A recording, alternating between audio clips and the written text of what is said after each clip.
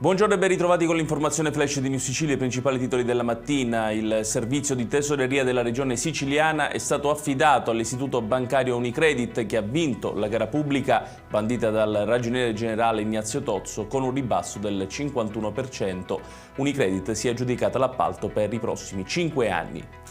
Arrivano novità importanti sul caso Bayesian, il veliero affondato a Palermo il 19 agosto scorso. La trasmissione Quarta Repubblica ha mostrato le immagini esclusive riprese dai sommozzatori della Marina Militare durante le ispezioni del relitto, che mostrano il portellone di poppa e la porta stagna chiusi. Confermato anche il recupero di hard disk e cellulari delle vittime. La Polizia di Stato ha smantellato un'associazione criminale operante nel quartiere Sperone di Palermo dedita allo spaccio di crack. L'operazione ha portato all'arresto di 18 persone con l'accusa di associazione per delinquere finalizzata allo spaccio di sostanze stupefacenti. Un incidente autonomo nel territorio di Resuttano, lungo l'autostrada 19 Palermo-Catania, ha portato alla morte di un 82enne del posto.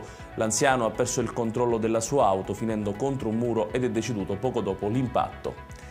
Infine non si fermano gli sbarchi a Lampedusa, dove 48 migranti sono arrivati all'alba. Nelle ultime 24 ore sono stati 23 gli approdi sull'isola per un totale di 960 persone.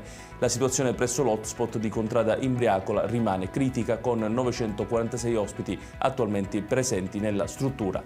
Ed è tutto per questa edizione. Tutti i dettagli su queste notizie li trovate come sempre sul nostro sito www.newsicilia.it. Grazie per averci seguito e buon proseguimento di giornata.